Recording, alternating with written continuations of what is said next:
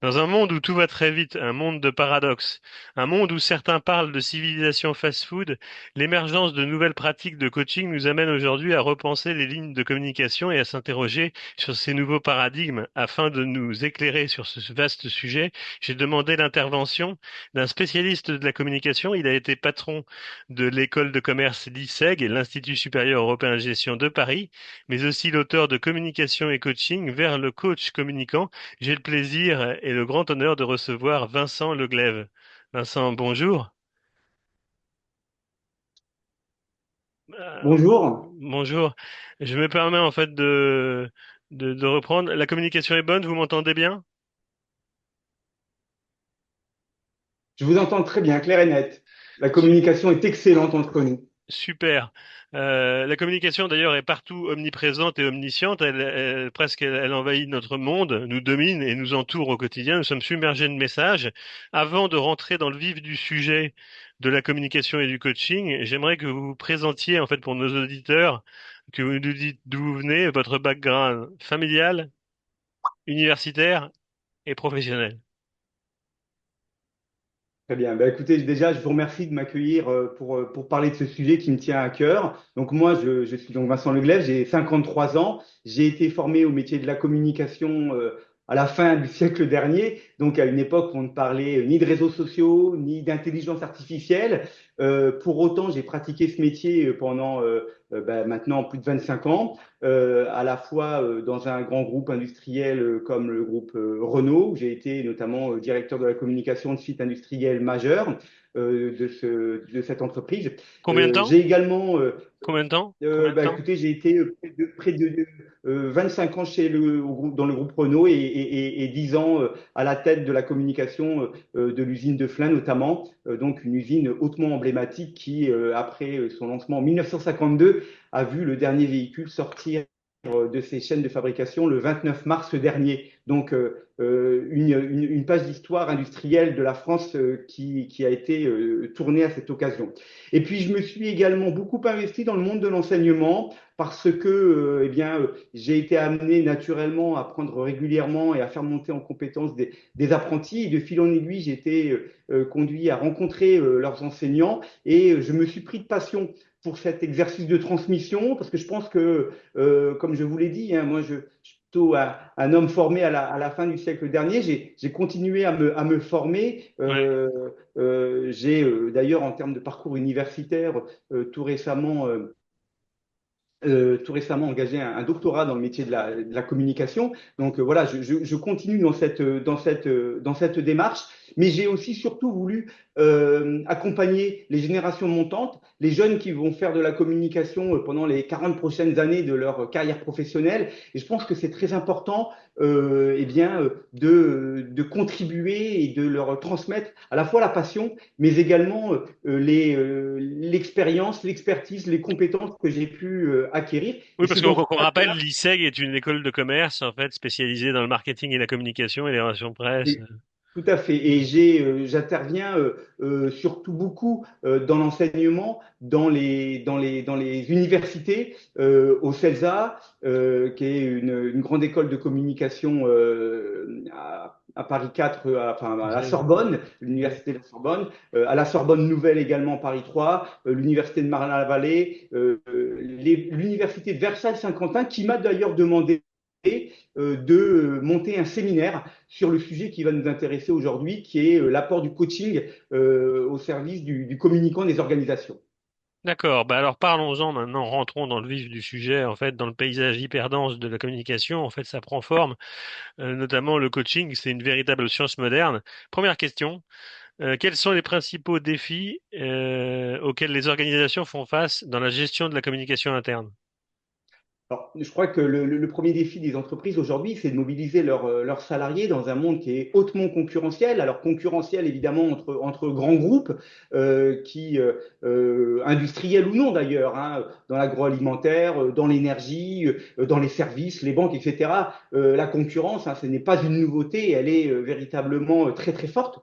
Mais Mhm. également une concurrence pour attirer les talents, c'est essentiel. et d'une part pour les attirer, mais également pour les retenir. Et on le voit bien avec la génération des millennials, les plus jeunes qui rentrent dans le monde du travail, ils ont une conception complètement différente, une appréhension complètement différente du monde du travail, et ils sont prêts, eh bien, à quitter leur entreprise. J'ai l'impression que ceux qui travaillent sont de l'ancienne génération finalement.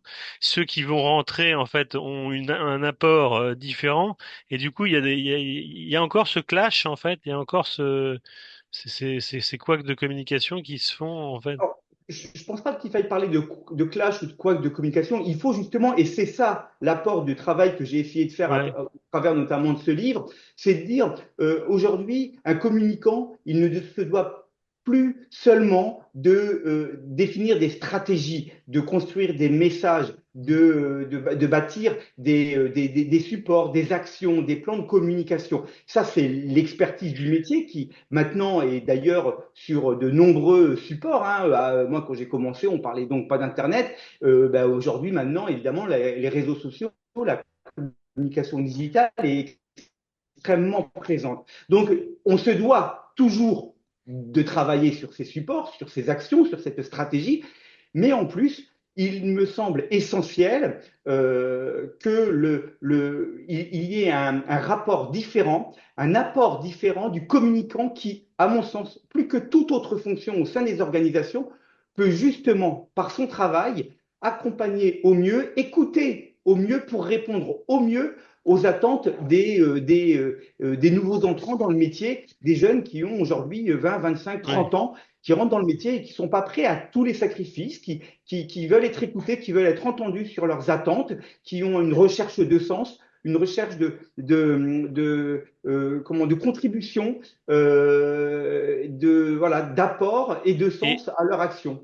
d'ailleurs, on va parler de ces leaders, en fait, les leaders qui dirigent en fait des entreprises. En fait, les leaders peuvent-ils euh, améliorer l'engagement des employés? Comment les leaders peuvent-ils améliorer l'engagement des employés? Alors, les leaders, ce sont vraiment les personnes derrière lesquelles on va se retrouver, on va s'aligner. Si Hmm. on a un leader pour lequel on est prêt à tout, bah, y a pas meilleur exemple, hein, il n'y a pas meilleur cas de figure où l'entreprise va être performante parce que tout le monde est aligné avec la vision du leader. Mais pour autant, le leader, qui est souvent, surtout dans les grandes organisations, on va dire un peu hors sol, hein, par la force des choses, parce qu'il est obligé voilà, d'entretenir des relations avec les pouvoirs publics, Oui. voilà, il est très très sollicité. Et justement, c'est en ça que le coach associé au métier de communicant ou le communicant associé au métier de coach. Et c'est d'ailleurs, je fais juste une petite parenthèse. Moi, ce que je propose, c'est pas un coach qui devient communicant ou un communicant qui devient coach. Moi, dans mon ouvrage, j'explique comment je propose une nouvelle fonction au sein de l'entreprise qui s'appelle le coach communicant. Et cette nouvelle fonction, elle se doit justement au premier chef d'être au service des leaders, des managers, des décideurs, des chefs d'entreprise pour les accompagner au mieux dans leur prise de parole, dans leur posture, justement pour contribuer, renforcer l'engagement des salariés pour lesquels une communication entre guillemets classique, comme on a pu connaître par le passé, une communication managériale très descendante, n'est, à mon sens, plus différente. C'est ce que Hmm. j'explique d'ailleurs dans mon ouvrage. Oui, c'est ce que vous aviez répondu en fait sur les stratégies mises en place pour renforcer la motivation et les satisfactions au travail. Parlons un peu organisationnel maintenant. Quelles sont les meilleures pratiques pour gérer le changement organisationnel? Alors là encore, je vais parler pour le domaine de la communication, hein, qui est le mien. Je pense qu'aujourd'hui, enfin, moi c'est ce que j'ai connu et c'est ce qui est le dispositif le plus commun. Maintenant, on a des directions de la communication qui sont, par le passé, elles ont pu être rattachées aux ressources humaines, voire au marketing. Maintenant, on a bien compris, les entreprises ont parfaitement intégré le fait que la communication était un levier stratégique. Donc en Oui. termes d'organisation, il ne faut pas non plus tout chambouler, tout révolutionner. Ces structures-là fonctionnent très bien et voilà, elles percolent dans les organisations. Ce que je propose et ce que je pense être très important, c'est que dans ces organisations, maintenant, il faut identifier, placer, faire monter en compétence des communicants pour que ces derniers puissent intervenir en transversal sur l'ensemble du champ de Hmm. l'organisation et non plus Oui. dans cette dimension extrêmement pyramidale qui a les bénéfices, qui peut apporter tous les bénéfices à l'entreprise nécessaires dans 90% des situations, mais pour autant, il reste ces 10%, pour imager, hein, 10% de plus Oui, que le oui. coach communicant dans cette organisation transversale peut apporter. Donc moi, c'est ce que je prône dans mon ouvrage, en expliquant bien à la fois d'ailleurs les bénéfices, mais également, très important, les mises en garde, les dangers. Il ne faut pas que le balancier parte complètement à l'autre bout et qu'on imagine que le coaching et le coach communicant va pouvoir être tout résoudre et être utilisé d'ailleurs à des fins qui pourraient même être détournées et en complète opposition avec le principe même du coaching qui repose sur la bienveillance, la L'empathie. confidentialité, voilà, l'empathie, etc. Et ce qui me semble être quelque chose d'absolument essentiel dont les entreprises ont euh, vraiment réellement besoin. Mais c'est comme ça, vous le dites bien, en fait, les organisations en fait vont préparer leurs employés à des transitions importantes. Ça fait partie de la culture organisationnelle. Comment la culture organisationnelle impacte-t-elle la performance des équipes? Alors, la culture d'une entreprise, c'est un peu comme le Titanic, hein, l'iceberg et puis l'orchestre qui a joué jusqu'à la fin en moins, bien évidemment, parce que elle ne sombre pas, mais Oui. ce sont surtout des structures qui ont une inertie considérable. Que quand elles sont lancées, pour faire changer de direction, c'est toujours très compliqué. Donc, pour ma part, moi, ce que je prône, à travers justement ces apports du coaching au métier de communicant, c'est une vraie agilité, une vraie souplesse de ces nouveaux collaborateurs, enfin en tout cas de ce nouveau type de collaborateur, de cette nouvelle fonction, qui va pouvoir, par justement ces compétences acquises sur le front de la communication et du coaching, eh bien, amener, on parlait tout à l'heure des dirigeants, mais également des équipes, du management intermédiaire, amener à mettre encore plus d'huile dans les rouages et à permettre à cette grosse machine eh bien, d'évoluer de manière agile elle-même. Quels éléments de la culture d'entreprise favorisent l'innovation et la collaboration? Alors, les éléments de culture d'entreprise, c'est effectivement d'abord son histoire. Je pense qu'aujourd'hui, et je suis en parallèle de ça, je vous en ai parlé tout à l'heure, j'ai travaillé à l'usine de Flins, 1952, Oui. une usine vraiment emblématique. J'ai d'ailleurs, à ce titre-là, fait également des recherches sur l'histoire de l'usine Renault de Flins et Ah j'ai oui. compris à cette occasion-là à quel point l'histoire d'une entreprise est fondamentale pour engager, renforcer la fierté d'appartenance. Hmm. Pas seulement dans des produits un peu vintage, pas seulement dans un habillage, mais véritablement dans la création d'une culture d'entreprise. Et là encore, je pense que le coach, par l'écoute qu'il apporte, par l'oreille attentive qu'il va prêter au discours des anciens, il va pouvoir réinstiller, réinsuffler dans l'entreprise cette culture qui n'est pas du tout une culture passéiste, qui est bien plus une culture de fierté du parcours réalisé et du travail réalisé par nos anciens dont on n'a pas à rougir, qui étaient dans un autre contexte, avec des autres moyens, avec des autres méthodes. Aujourd'hui, c'est différent, mais pour autant, voilà, ça a contribué Ouais. à être là où l'entreprise, où l'organisation est. Voilà, ça c'est des éléments en fait de culture d'entreprise. Maintenant, passons aux outils. Les outils, quels sont les outils et technologies qui peuvent être utilisés pour optimiser la communication au sein des équipes? Alors, les outils, quand on pense outils techniques, tout de suite, on va dire l'intelligence artificielle, les réseaux sociaux, le tout Internet. Oui, c'est vrai, mais ça, c'est l'arbre qui cache la forêt. Moi, je pense fondamentalement, et je le pense pour avoir évolué longuement dans le milieu industriel, hein, où des Ouais. personnes, la majorité des collaborateurs, sont sur des lignes de fabrication, n'ont pas accès à l'intranet de l'entreprise, n'ont pas accès aux réseaux sociaux de l'entreprise, etc., sont même peut-être pas formés.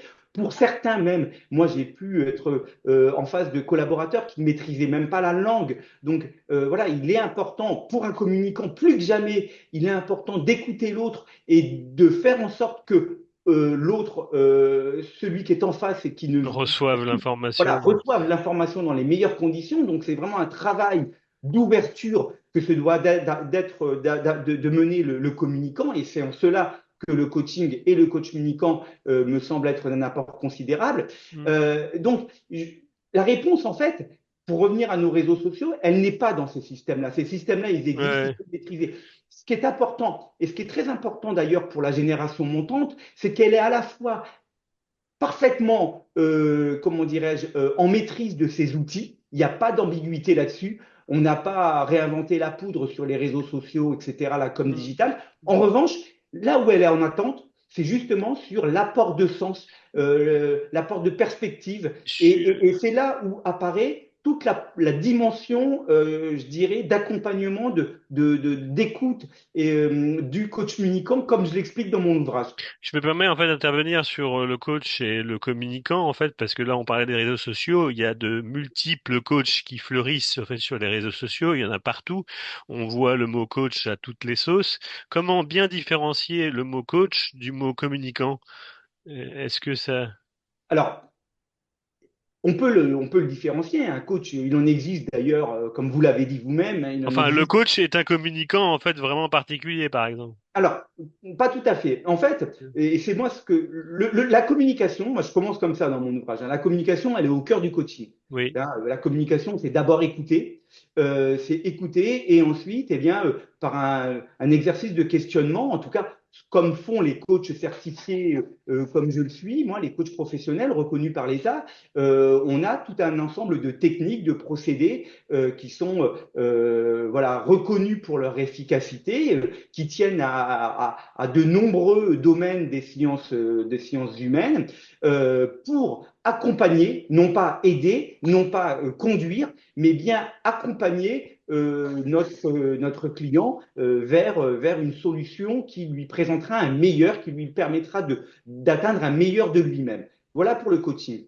Alors ensuite, il y a des coachs dans tous les domaines. Voilà, je n'irai pas m'étendre sur le sujet parce qu'on y passerait très certainement beaucoup ouais, trop bien de temps. sûr. Mais moi, moi, j'ai concentré mon travail, ma recherche en me disant, voilà, je suis un communicant. Est-ce que le coaching peut avoir un apport pour mon métier? Et d'ailleurs, quand j'ai commencé ce travail, je me suis dit, j'ai fait tout benoîtement une recherche sur Google, je me suis dit, ça a dû être traité des dizaines de fois. Et c'est là où j'ai constaté qu'il y avait pas de travaux pardon, qui avaient été menés sur D'accord. l'apport du coaching pour le communicant des organisations. Le communicant dont c'est le métier. Donc, il y a Oui. deux métiers qui sont relativement voisins, cousins, on va Proche. dire, hein, à bien des égards, hein, en tout cas par des techniques ou des méthodes, comme moi je l'ai Ouais. vécu pendant de nombreux mois, mais sur lesquels qu'on n'a jamais confronté l'un à l'autre vraiment pour voir ce qu'il pouvait en ressortir. Hmm. Et la première étape que j'ai menée, que je reprends dans mon ouvrage, c'est d'aller interviewer des communicants d'entreprise, des directeurs de la communication dans tout un tas de domaines, des chargés, des attachés de communication très opérationnels dans Ouais. le secteur bancaire, associatif, industriel, etc. Et justement, en faisant ce travail de questionnement du coach, j'ai pu faire ressortir de leur part des attentes très importantes que je présente dans mon ouvrage qui m'ont fait dire, mais oui, il y a véritablement dans les techniques du coach un apport qui peut être bénéfique aux communicants et donc aux organisations. Et en tirant le fil, c'est là, et j'avais pas l'idée préconçue, cette prétention préconçue de faire une nouvelle, de proposer une nouvelle fonction au sein des organisations, mais en tirant le fil, à un moment, je me suis dit, mais là, c'est plus vraiment un coach, c'est plus vraiment non plus un communicant comme je l'ai été pendant C'est un coach 20 communicant. ans, c'est un coach communicant. Un Voilà, je coach me suis permis communicant. ce néologisme. Excellent. Comment d'ailleurs on va revenir sur les outils, en fait, ils peuvent faciliter le partage d'informations et la collaboration. Alors, les outils, je pense que les outils sont nombreux hein, en termes informatiques, digitaux, etc. Les messageries instantanées, Ouais, voilà, les réseaux WhatsApp, ça, il n'y a pas forcément tout d'ambiguïté. Mais je ça. pense que c'est une erreur de penser que la communication, elle passe par là et que quand on a publié sur les réseaux sociaux d'entreprise une news, eh bien, considérer qu'elle a été intégrée, comprise par l'ensemble de la cible. Et c'est là, à mon avis, où intervient toute la richesse et toute la valeur de la communication interpersonnelle. Et ça, j'y crois fondamentalement. Je pense que ce serait une erreur je ne parle même pas de produire produire des informations automatisées via Ouais.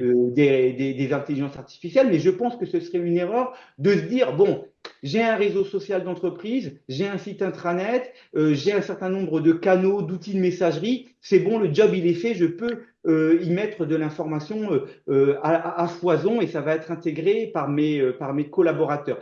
Je pense que ce serait une grave erreur, d'autant plus que la génération montante cherche, attend, comme je l'ai dit tout à l'heure, naturellement, maîtrise ses codes et sait recevoir des postes dans tous les domaines, il y a tous les réseaux, mais je pense qu'elle est surtout en attente d'une écoute interpersonnelle, d'une écoute directe. Alors évidemment, il ne faut pas mettre un communicant à côté de chaque collaborateur, mais je pense qu'il est essentiel de bien mesurer, prendre conscience de toute l'importance qu'a cette fonction au sein de l'entreprise.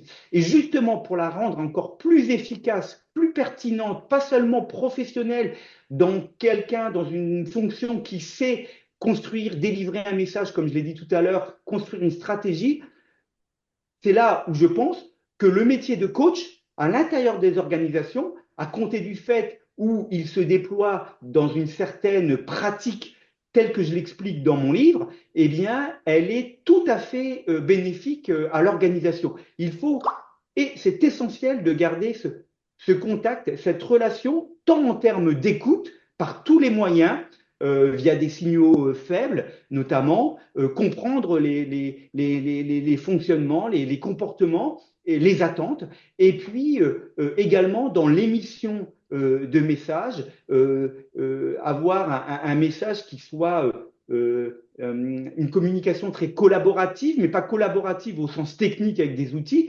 collaborative véritablement au sens d'humain, en disant je collabore avec toi, nous travaillons ensemble, quoi. Voilà, c'est ça mon. Entendu.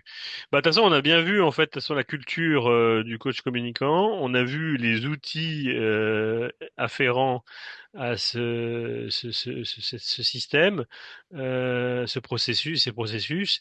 Maintenant, il y a une question qui me vient vraiment à l'esprit. En fait, c'est comment évaluer l'efficacité des processus de communication dans une organisation. Comment est-ce qu'on contrôle ça? Et il y a une question subsidiaire qui est quelle métrique peuvent être utilisés pour mesurer l'impact de la communication sur la performance organisationnelle. C'est des sujets hyper contemporains, ça. Tout à fait. Ah, mais bien sûr, il est essentiel, plus que jamais dans nos sociétés de la performance, que chaque euro investi puisse trouver une plus-value. Alors la plus-value, on ne va pas forcément la trouver en monnaie sonnante et trébuchante dans le domaine de la communication. Il faut tout de suite s'entendre sur ça, parce que sinon, évidemment, la communication étant une science humaine et on va dire une science molle versus les sciences dures, Mm. bah, il est compliqué de faire cette équation aussi simple que ça. Et ceux qui la font d'ailleurs, je pense, sont permettez-moi l'expression, sont des charlatans. Je pense que d'abord, en termes de mesure, la communication, elle se mesure depuis, je dirais que la communication est communication. Moi, quand j'ai été formé à la com au CELSA dans les années 90, on parlait déjà de la mesure de la communication. C'était des questions d'audience, c'était des questions évidemment, alors de budget publicitaire. Hein, quand on parlait de publicité sur les chaînes, à l'époque, il y avait des radios et puis des chaînes de télé classiques. Hein, il y en avait cinq, ça peut paraître incroyable pour les jeunes, mais c'était vrai, c'était comme ça. Bref, donc la communication, elle n'a pas attendu aujourd'hui pour se mesurer, on sait la mesurer. Et moi, tout au long de ma carrière, surtout dans le domaine industriel, j'avais des indicateurs extrêmement Précis. clairs, classiques sur tout un tas de domaines qui démontraient à la fois des indicateurs qui montraient le résultat en termes de performance, mais également le résultat en termes pas tant de résultats, mais de processus. Comment le processus était le plus performant possible. Donc ça, c'est déjà des choses qui existent. Ensuite, moi, c'est ce que j'explique dans mon livre, c'est comment le coach communicant peut justement contribuer à renforcer cette performance du métier de la communication, de l'apport de la communication et comment on peut la mesurer. Je pense que c'est très important de bien faire prendre, de bien rassurer aussi les dirigeants en disant on ne part pas dans l'inconnu. On n'est pas dans une simple vue de l'esprit ou dans un barbouillage de greenwashing, ou j'ai envie de dire de QCVT washing, comme on dit, hein, la qualité des conditions de vie au travail. C'est très important, c'est aussi quelque chose qui monte énormément en puissance, donc c'est essentiel. Et puis, pour conclure sur cet aspect de mesure, au sein des organisations industrielles que j'ai pratiquées, j'étais moi particulièrement investi, parce que c'est comme ça que ça fonctionne, dans la mise en place et le pilotage des normes ISO 9001 pour la qualité, 14001 pour l'environnement. Donc, je me suis aussi nourri de cette expérience et de cette expertise qui m'ont fait voir non pas le métier de communicant ou de coach communicant un peu comme un métier d'artiste, hein, comme on a parfois tendance à le voir, Mm. de gens qui font des beaux supports, des belles images, des beaux textes. Hein. C'est pas ça du tout. Derrière ces belles images, ces beaux textes, etc., il y a surtout une pensée de standardisation, d'efficacité, de construction, de rigueur. Et c'est tout cela que moi j'ai insufflé dans cette nouvelle fonction dont je parle dans mon ouvrage. Bah, il y a une dominante aussi dont on parle peu, mais qui est hyper importante dans la communication, c'est celle de l'émotion. Quel rôle jouent les émotions et les relations interpersonnelles dans le milieu du travail? Les émotions sont quelque chose d'essentiel, consubstantiel à l'être humain, qui ont d'ailleurs, dans le milieu professionnel, trop longtemps été mis de côté. Il y a eu quelques expériences dans les années 60-70 aux États-Unis, notamment par un sociologue du nom de Mayo, qui avait mené des Oui. expériences très intéressantes et qui montraient que, à conditions de travail plus difficiles, euh, deux groupes d'opérateurs hein, en fabrication, eh bien, ceux qui avaient des conditions de travail plus difficiles, mais vis-à-vis de qui on avait une plus grande écoute, une plus grande attention, une plus forte relation et donc une relation émotionnelle, et bien finalement avait un engagement et des résultats bien meilleurs. Donc ça, c'est intéressant de voir à quel point on peut le mesurer. D'accord. Donc moi, je Mm. pense que les émotions, et encore plus pour la génération montante dont on a parlé, je pense que c'est aussi quelque chose qui les Et, caractérise très et, et, fortement. et ce qu'il faut savoir aussi, c'est comment les émotions peuvent influencer la productivité et le bien-être des employés. C'est Bien, important. justement, C'est je important. pense que quand vous écoutez des gens, quand vous les écoutez, que vous prenez en compte leurs problèmes, leurs propos, parfois, d'ailleurs, ce n'est pas forcément des problèmes qui vont amener à une Ouais. résolution matérielle, physique, c'est juste parfois de les écouter. Et c'est là où le coach, les pratiques du coaching sont d'un apport considérable. Leur poser les bonnes questions, non pas des questions qui sont, comme trop souvent c'est le cas par certains managers, des questions qui induisent déjà des réponses, qui conditionnent déjà et qui enferment les personnes souvent d'ailleurs dans des injonctions paradoxales. Une question peut être quelque chose de très toxique quand elle est mal posée ou avec une intentionnalité négative de la part d'un manager. Et le coaching permet de se prémunir de ces travers, comme je l'explique aussi dans mon ouvrage. Donc, je pense que les émotions, on est en capacité de les accueillir. Et donc, c'est, on va dire, un bénéfice passif. C'est-à-dire que les personnes peuvent vivre leurs émotions au travers de leurs questionnements, mécontentement même pour dire, mais être écoutées. Puis après, il y a les émotions au sens actif du terme. Je pense que les émotions au sein de l'entreprise sont un levier, un carburant extrêmement puissant pour la performance des entreprises. C'est simple, j'en ai parlé tout à l'heure en tout début de mon intervention. Euh, euh, L'engagement des collaborateurs. On est d'autant plus engagé derrière un manager, un leader, ou derrière les couleurs de son entreprise, à partir du moment où on se sent porté, on a Oui. envie de participer à un grand tout plus grand que soi-même.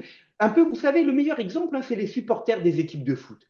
Une entreprise, c'est ça. Eh bien, quand vous avez 40 000 Mm. personnes dans un stade de foot qui acclament chacun son équipe, qu'est-ce que vous avez là? Vous avez des gens qui sont engagés parce qu'ils sont parfois venus de l'autre bout du continent pour supporter leurs équipes. Et ces personnes-là, c'est de l'émotion pure qu'elles vivent. Oui. Donc, les entreprises, il faut avoir conscience qu'une entreprise, c'est comme une équipe de foot. Et le coach dans tout ça, alors, c'est pas l'entraîneur, c'est pas non plus le numéro 10 de l'équipe de foot, ce sont des personnes qui sont au sein de ces groupes, qui font partie de ces groupes de supporters et qui sont, eux, en responsabilité, on va dire, d'une certaine manière, d'écouter les attentes des supporters et également de mettre l'ambiance. Voilà, Eh c'est un peu bien, des ça, ambianceurs. c'est une belle démonstration. Merci, Vincent, pour ceci. Notre émission commence à toucher à sa fin. Le mot de la fin vous est donné. Je vous écoute, Vincent. Vous pouvez dire ce que vous souhaitez. Eh bien, écoutez, moi, ce que je voudrais juste dire, c'est que fort de près de 30 ans d'expérience dans la communication d'entreprise, des organisations, à la fois pour l'avoir vécu longuement et également pour l'enseigner, j'ai fait un chemin personnel, un chemin intérieur. J'ai découvert le coaching avec beaucoup d'humilité, avec beaucoup d'ouverture et je suis véritablement convaincu que ce métier de coach, à compter du fait qu'il soit bien appliqué, avec rigueur, avec déontologie, avec éthique, présente pour le communicant des organisations et pour les organisations elles-mêmes hein, un véritable un bénéfice considérable, un bénéfice considérable. Et je pense qu'aujourd'hui, le métier de la communication doit se repenser à l'aune des pratiques, des techniques, des meilleures pratiques, des meilleures techniques les plus vertueuses du coaching. Et c'est pour cela que j'ai eh bien, fait cet ouvrage du coaching Voilà, vers le coach communicant. Voilà, j'en suis vraiment on très va la heureux. montrer à l'écran en fait encore en fait cette jaquette en fait du coach communicant aux éditions L'Harmattan. On peut voir d'ailleurs sur la jaquette en fait que le coach communicant c'est celui qui est le plus grand en fait par Eh rapport bien, au. il est construit à la fois du coach et à la fois du communicant. Il se construit sur la base de ces deux métiers et il n'est pas juste un coach qui est communicant ou un communicant qui fait du coaching, c'est une fonction supplémentaire. Et c'est tout cela que je porte aujourd'hui et que je souhaite porter vers les organisations pour leur permettre et permettre à tout l'écosystème, les salariés, les communicants, les organisations, d'en tirer le plus grand bénéfice personnel. Communication et coaching, c'est aux éditions L'Harmattan. En fait, c'est très très bien pour comprendre en fait tous les enjeux de la communication et du coaching contemporain. Merci Vincent en fait de nous avoir accompagnés tout au long de cette émission que je Merci à vous. referme et je vous dis à très bientôt pour un autre épisode en fait des ondes clandestines. Merci bien. Merci, au À bientôt. revoir. Au revoir.